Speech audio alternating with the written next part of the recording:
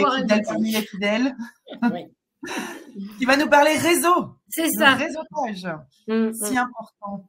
C'est ça. Voilà, donc sans plus attendre, je te laisse la main, tu connais le fonctionnement. Voilà. Vous aussi, n'hésitez pas à poser vos questions, à interagir. Le chat est très actif ce matin, c'est super. Voilà. Et voilà. Ravie de vous accueillir, effectivement. Tu me présentes ou je vais… je te laisse te présenter. Bon, très bien. Voilà, donc si je dois me définir, je vais me définir comme une slasheuse et une femme de terrain. C'est la femme de terrain qui a fait ce que je suis devenue aussi.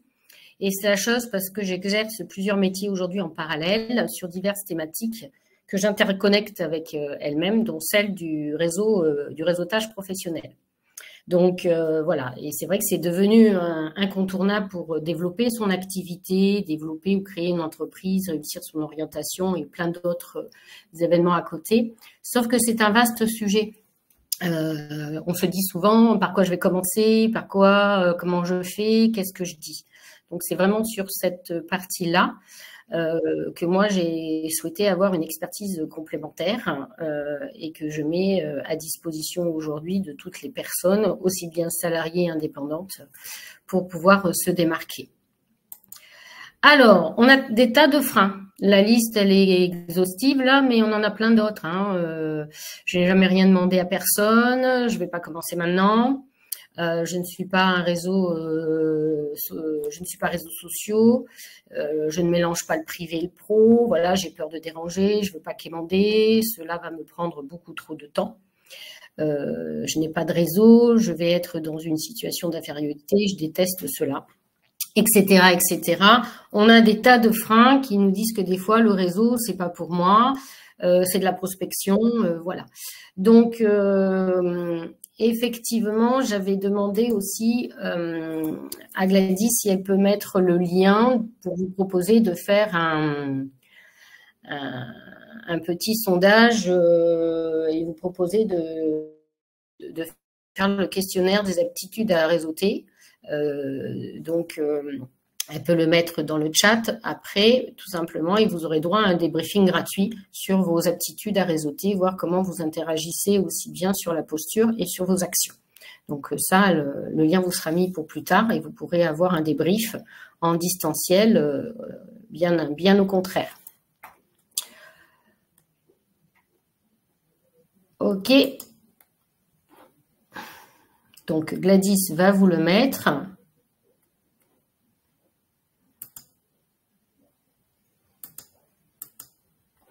OK, voilà, donc par rapport à ça. Ensuite, il y a un petit sondage aussi qui peut être intéressant, que vous devez avoir vu passer. Est-ce que vous avez vu le sondage? Et est-ce que vous pouvez y répondre? Donc, réseauter, c'est… Qu'est-ce que vous pourriez dire?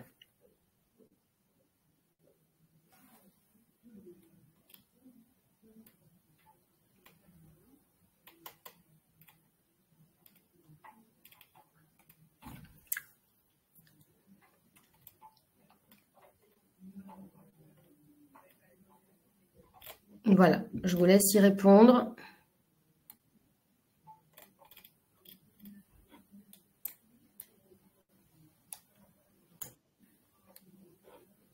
Les résultats du sondage. Hein, tu les vois, moi je ne les vois pas, moi. Si tu vas dans onglet sondage, tu vas voir les résultats du sondage. Attends, mais onglet du sondage. Alors, le petit souci, c'est que le sondage, normalement, il y avait des choix multiples, je pense, mais là, c'était qu'un choix possible. Mais en tout cas, pour la plupart, c'est assez équilibré. Pour 40%, 45% des personnes qui nous écoutent, à peu près, c'est d'abord rencontrer de nombreuses personnes, le réseautage. D'accord.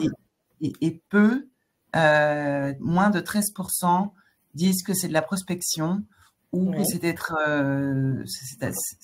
équivalent à être présent sur un réseau social. D'accord. OK, sur réseauter. Voilà, rencontrer. Je ne sais pas si tu retrouves l'onglet sondage où tu vois directement. Alors, j'ai cliqué sur l'onglet sondage, mais alors du coup, il faut peut-être que j'y réponde pour l'avoir. Ah, Parce que c'est peut-être ça, parce que si voilà, Oui. j'y réponds pas, je peux pas y aller. On est d'accord? Voilà. Hein?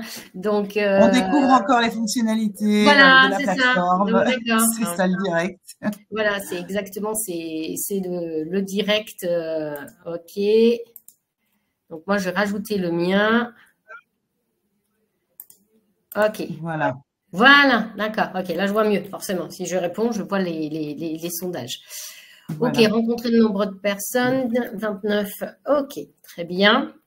On va pouvoir passer à la suite. Alors, si je prends la réseauté, effectivement, c'est pas forcément rencontrer de nombreuses personnes, parce que rencontrer, ça peut être déjà ce qu'on fait là aujourd'hui.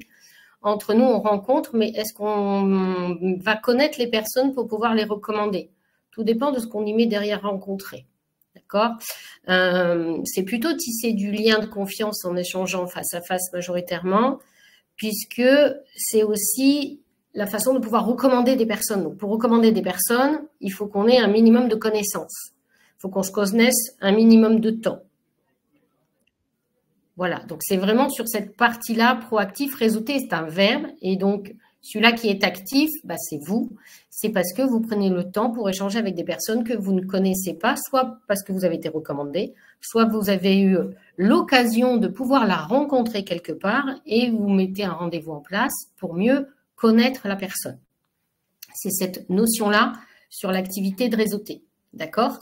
Donc, l'objectif, quand on réseaute, c'est effectivement être visible, connu et reconnu. C'est ce qu'on souhaite, effectivement. Voilà, donc gagner en influence, c'est effectivement sur mes interactions, c'est votre objectif. Ça va très, très bien avec la réponse que vous avez mise. Voilà, mais réseauter, c'est quoi? Si on prend la définition du Larousse aujourd'hui, ça vous dit développer son réseau de relations, notamment à des fins professionnelles, créer un réseau de contacts sociaux et professionnels, notamment par le moyen d'Internet, voir la définition de réseauter.fr qui est établir et entretenir des relations professionnelles, que ce soit en personne ou en ligne, avec l'objectif de partager des informations, des idées, des opportunités. Nous, sur la pratique ici, que nous on fait depuis maintenant plus de 15 ans, réseauter est une activité sociale. Donc c'est là où il y a beaucoup d'échanges, d'interactions de face à face visant à fidéliser. Donc, votre réseau relationnel que vous connaissez sûrement depuis longtemps pour certains, vous avez tous un réseau relationnel, à développer votre réseau relationnel, donc à pouvoir l'enrichir, en prenant le temps de faire connaissance avec une personne, de tisser un lien de confiance et ou avoir des points communs ou des affinités. Réseauter, c'est ça, c'est prendre le temps de faire connaissance avec quelqu'un. Ok. Très bien. Est-ce que par rapport à ça, vous souhaitez déjà interagir ou pas?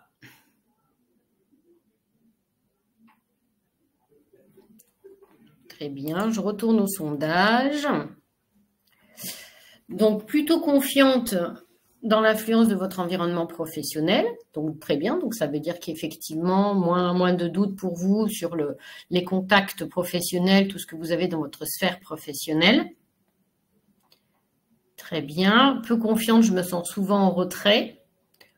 Ok. Sur ces personnes-là qui ont répondu, je me sens souvent en retrait.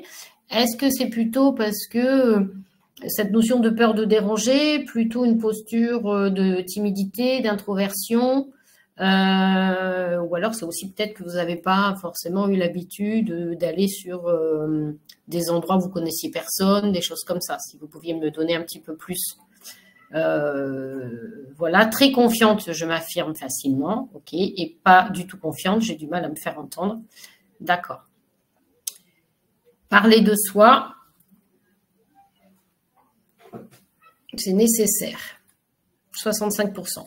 Oui, tout dépend comment on doit parler de soi, donc on va le voir. Parce que j'ai des... Voilà. Ok, Margot, Gladys, voilà. Vous avez dans le chat le lien pour passer le questionnaire des aptitudes à réseauter. Que l'on ne peut pas mettre plusieurs réponses. Ok. D'accord. Donc, voilà cette première définition. Ensuite, il y a la notion de réseautage. On vous dit souvent, pense à faire ton réseautage, ton networking, exactement. Mais concrètement, on peut confondre les deux entre réseauter et réseautage. Le réseautage implique la mise en place de connexions. Voilà.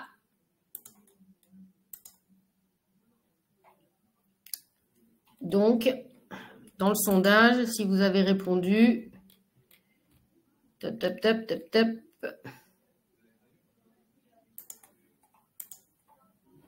Voilà. Donc, une connexion nature à vous aider à trouver un emploi, ou des clients, ou des partenaires, ou des associés apporteurs d'affaires, fait de constituer ou d'entretenir un réseau de relations. Ça, c'est ce que dit la définition au Québec, hein, qui sont très, très networking, qui pourraient éventuellement être utiles sur le plan professionnel, notamment dans une démarche de recherche d'emploi ou de création, il n'y a aucun souci. Donc, nous, tel qu'on l'a constitué ici dans le développement, dans la façon de progresser, on a rendu le networking de façon très professionnelle, très opérationnelle. Donc, c'est bien l'action de réseauter, donc d'échanger, de mieux connaître, de partager, de découvrir l'autre. Voilà, pour pouvoir s'entraider demain, pour pouvoir s'appuyer dessus, pour pouvoir demander des conseils, pour pouvoir avoir aussi un réajustement de notre offre de service ou de nos positionnements, de pouvoir aussi réajuster l'offre. Voilà, on a énormément de choses à apprendre quand on fait du réseautage professionnel.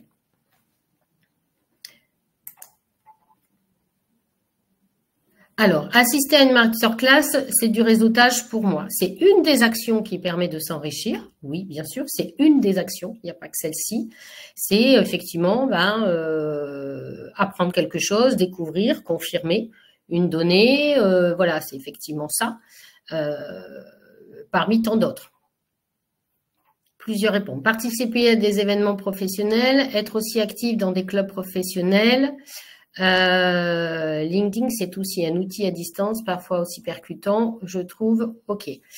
Ça, vous me parlez principalement d'actions. Ce sont tous les outils que vous avez qui vont vous permettre de développer, de mettre en place votre networking. Ce sont des outils. Voilà, donc attention, ne confondez pas l'action de réseauter, qui est un verbe qui va dire que c'est vous qui devez échanger avec des personnes. Et là dont vous me parlez, ce sont principalement les outils de stratégie de networking à mettre en place pour développer votre activité. Voilà, alors je suis tout à fait d'accord. Participer à des événements professionnels en font partie, bien évidemment. Adhérer à des clubs professionnels ou associations professionnelles, bien sûr. Voilà, LinkedIn est le réseau social incontournable puisque c'est le seul qui a caractère de carte d'identité professionnelle. Ça ne veut pas dire qu'il ne faut pas avoir les autres en fonction de vos activités, mais c'est celui-là qui va parler de votre parcours professionnel depuis que vous travaillez.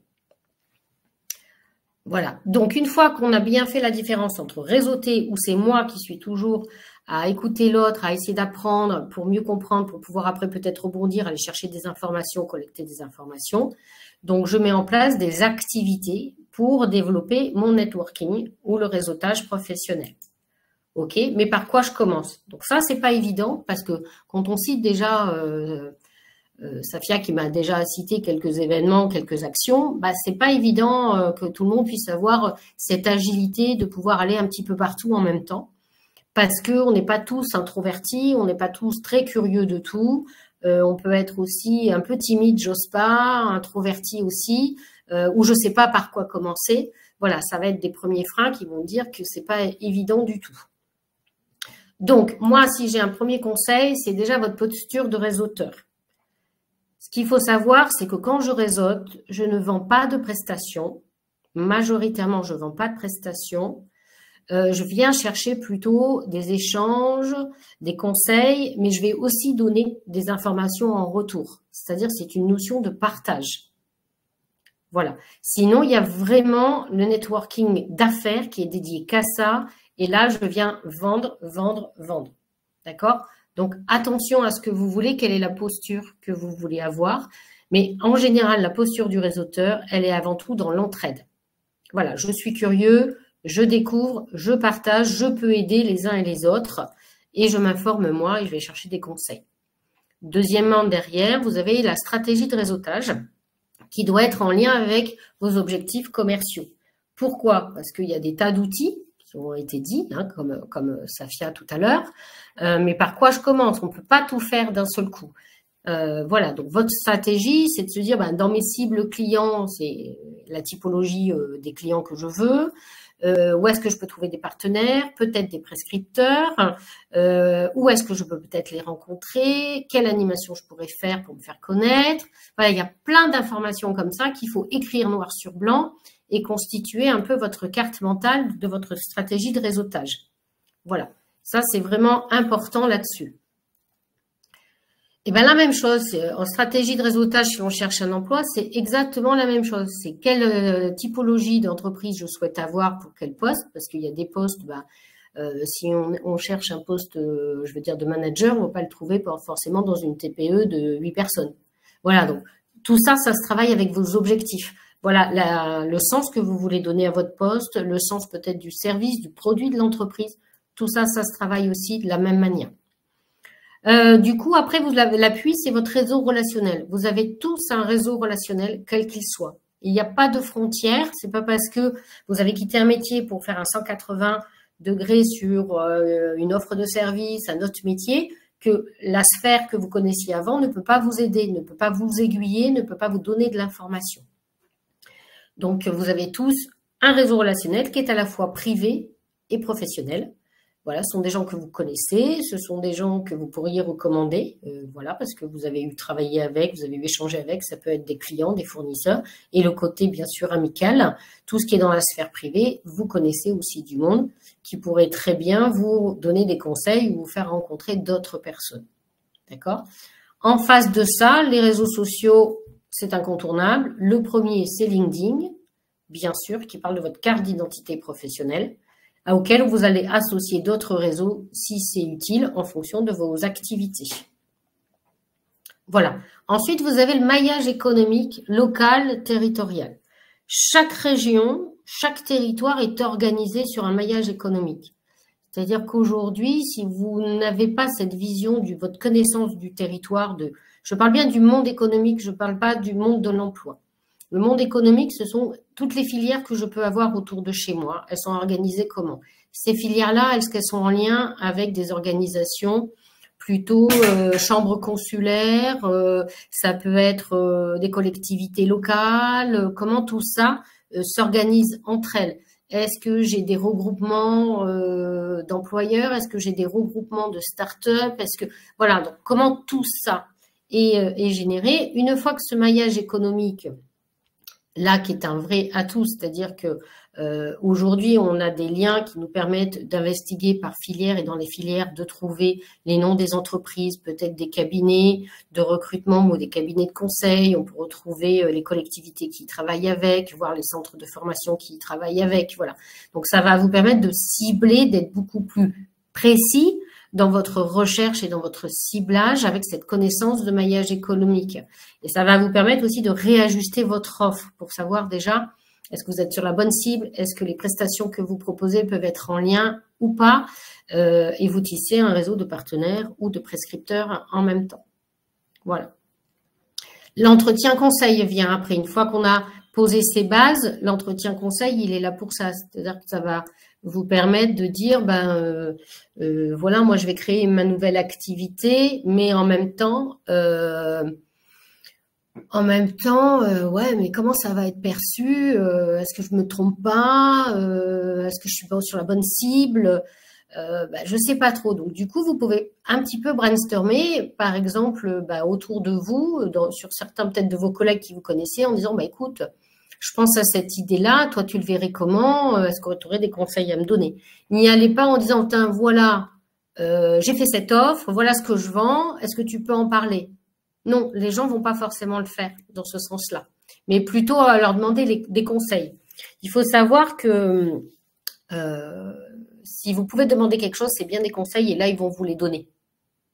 Hein, voilà. Donc, ils vont vous les donner parce qu'ils peuvent au moins vous fournir quelque chose. Vous venez leur dire, est-ce que tu peux parler de moi pour avoir des clients? Est-ce que je recherche un emploi? Si tu entends parler, reviens vers moi. Vous leur demandez quelque chose qu'ils ne peuvent pas vous fournir à l'instant T. Donc, ils ne sont pas curieux de ce que vous faites. Par contre, si vous leur dites, voilà, pour mon projet professionnel, qui est soit le retour à l'emploi, soit effectivement la création d'une activité. Je souhaite avoir des conseils sur telle thématique, tel secteur d'activité, tel métier. Les gens sont plus aptes à dire, écoute, moi je connais quelqu'un, je vais l'appeler et je reviens vers toi. Voilà, on est vraiment sur cette notion d'entretien conseil. Je vais chercher de l'information. Okay, donc, c'est pour ça que je vous dis la posture du réseauteur, elle vient chercher effectivement beaucoup plus de choses et en même temps, elle peut échanger. Alors, c'est pas que c'est plus dur, c'est qu'il faut y aller par étapes. Ça, on le verra plus tard. C'est qu'il faut y aller étape par étape, il faut y aller en fonction de qui on est et ça demande du temps. Oui, effectivement, le networking, c'est quelque chose qui demande du temps. C'est quelque chose qui se met en place, mais bon, comme tout, voilà, ça demande un travail régulier. Et c'est important. Donc, après les entretiens conseils, une fois que vous connaissez votre maillage économique, que vous avez au moins une connaissance de ce maillage économique, que vous avez un peu regardé votre réseau relationnel et que vous avez les réseaux sociaux qui sont prêts, de se dire en second temps, ça peut être intéressant de regarder les réseaux ou les clubs professionnels que j'ai autour de chez moi, qui pourraient un peu me permettre d'approcher mes cibles de partenaires, prescripteurs, pourquoi pas potentiellement des clients, mais il faut que j'arrive aussi en proposant des choses à partager. Donc, le fait que vous ayez votre connaissance du maillage économique, vous arrivez déjà avec une connaissance du territoire et pas seulement dans la posture de prendre. Après, les réseaux professionnels, il y a deux postures. Soit je suis seulement adhérent et je viens écouter, soit je peux être adhérent et à moyen terme être impliqué dans une animation ou une autre. Ou proposer aussi de pouvoir traiter d'un sujet gratuitement, ce qui va vous permettre de vous faire connaître. Participer à des événements économiques, donc oui, bien sûr, qui vont être en lien avec votre stratégie de réseautage et vos cibles du maillage économique. Puisque si je prends l'exemple bordelais, mais qui dans toutes les métropoles sont comme ça, aujourd'hui, on a plus de 80 événements économiques par mois sans vacances scolaires, sur des tas de filières et des tas de sujets différents, hors réseau professionnel. C'est-à-dire dans cet agenda-là, il n'y a pas les animations des réseaux pro. Donc, c'est énorme. Et pourquoi? On peut se perdre à faire du réseau, c'est qu'on peut se laisser embarquer dans plein de choses et qu'in fine, on est perdu et on ne sait pas pourquoi j'ai été là. Voilà, donc il faut vraiment poser un cadre, tenir un agenda, s'organiser vraiment par rapport à ça. Et après, je vous dis, voilà, une animation gratuite, du bénévolat, être impliqué quelque part, vous allez gagner encore plus pour vous faire reconnaître, donner du temps, qu'on parle de vous, que c'est le bouche à oreille qui va vous amener telle connaissance. Et ça, c'est petit à petit. On est vraiment dans cette démarche-là, pure et simplement par rapport à toute cette stratégie, effectivement, aujourd'hui. Les avantages, c'est que ça va vous permettre de dénicher des contacts, de trouver du soutien, de favoriser l'échange des savoirs et partager son expérience, de développer des collaborations, se créer de nouvelles opportunités, avoir des recommandations, connaître les nouvelles tendances, faire connaître son activité et se rendre visible. Ce sont tous les avantages que vous pouvez effectivement vous créer. Ensuite, mes conseils. Je vais répondre à la question, Lucille, après. Mes conseils pour démarrer au mieux votre stratégie de réseautage. La première, c'est d'abord y réfléchir au même titre que votre stratégie commerciale. Donc, stratégie commerciale ou stratégie de retrouver un emploi. D'accord? Puisque quelqu'un m'avait parlé de l'emploi, c'est la même chose. C'est je veux retrouver un emploi, mais quel est le type de poste, quel est le type d'entreprise? Voilà, il faut vraiment se poser toutes les questions. OK? Vous faire plaisir et rester vous-même. Ça, c'est important. C'est-à-dire faire du réseau, c'est aller à des événements, c'est aller à des conférences, participer comme à la masterclass d'aujourd'hui parce que ça vous interpelle, parce que effectivement, c'est intéressant pour vous, vous voulez en savoir plus. Restez vous-même parce que sinon, ça va devenir contraignant. Et on sait très bien qu'à un moment donné, la contrainte fait qu'on trouve n'importe quelle excuse pour pas y aller. Donc voilà, il faut rester vous-même. Et il faut la commencer étape par étape. C'est-à-dire que, vous avez vu, j'ai donné beaucoup de choses pour dire qu'il faut commencer par ça. Mais c'est déjà peut-être dire, il faut que je mette un LinkedIn à jour. Après, effectivement, regardez comment je m'organise. Ah, il faut que je connaisse mon maillage économique, voilà, avant de lancer les entretiens effectivement complets. OK. Prendre le temps de réfléchir, d'analyser chaque action de réseautage. Je vais à un événement économique, je reviens avec des informations sur la table ronde, j'ai vu des interlocuteurs, ça me plaît bien, est-ce que je les contacte, comment je fais, est-ce que je les aborde par LinkedIn ou pas, voilà. Ou j'ai rencontré 2-3 personnes, j'ai des cartes de visite, qu'est-ce que j'en fais après, voilà. Planifier ces actions de réseautage comme les autres tâches, c'est-à-dire la prospection, l'administration, c'est je prends mon agenda et je vais mettre que je vais faire telle ou telle action. Voilà, je vais devoir investiguer sur le maillage économique, je vais devoir travailler sur LinkedIn ou sur mon réseau professionnel, je vais devoir appeler 2-3 personnes qui m'ont été recommandées, on les note, on les met bien sur son agenda, on structure. Voilà, ok. Donc on est vraiment là-dessus, sur ce temps-là. Voilà, vous avez donc le petit lien qui a été mis là sur les aptitudes à réseauter, qui vous a été envoyé dans le lien. N'hésitez pas à vouloir le redemander ou on vous le redonnera avec plaisir, il n'y a pas de souci. Et donc la suite, débriefing du questionnaire, je vous le propose, et puis au plaisir d'échanger, moi j'en serais tout à fait ravie. Je vais juste, Valentine, répondre à Lucille. Oui. Comment faire du réseau quand on n'a pas un projet pro très précis et qu'on n'arrive pas à en trouver un qui nous plaît?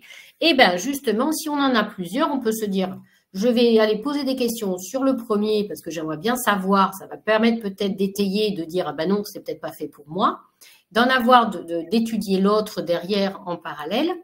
Voilà, c'est-à-dire qu'il ne faut pas forcément avoir un projet. Moi, si je prends mon exemple sur notre entreprise, quand j'ai créé Actif Réseau à l'époque, je n'étais pas partie pour créer Actif Réseau, j'étais partie pour créer une association. Voilà, et c'est comme ça qu'on m'a demandé de créer. Vous voyez ce que je veux dire? Donc, je ne savais pas, en fin de compte. Donc, j'ai pris en savoir si l'offre que je proposée avait interpellé ou pas. Et pourtant, j'étais toujours en mode recherche d'emploi. Donc, vraiment, pas de souci par rapport à ça, mais vous pouvez me contacter, on en parlera. Au contraire, je pourrais vous donner des pistes. Voilà, il y a Sandrine, voilà, les Sandrine qui redemandent qu'on mette le lien dans le chat de GPT. On l'a fait. SVP, voilà, a priori, ça revient, Gladys l'a remis. Voilà. Incroyable. Bon, j'ai fait court, hein, mais... Non, mais c'est très intéressant. Mesdames, il faut réseauter. C'est très important. Il faut bien choisir. Il faut savoir comment. Mais c'est, voilà. Vous avez la possibilité d'être accompagné par Véronique aussi. Si vous souhaitez un peu approfondir, c'est voilà, c'est un levier en tout cas qu'il ne faut pas négliger. De se rendre visible, voilà, dans des réseaux physiques ou sur les réseaux sociaux, hein, LinkedIn. Oui, les réseaux sociaux, les événements économiques, voilà, il y a plein d'actions qui nous permettent, mais surtout étape par étape, hein, ne copiez pas votre super copain qui est hyper extraverti et que vous aimeriez être comme lui, c'est pas vous, donc ne surtout changez pas votre nature. Sinon, exactement. Ça sera chacun son style.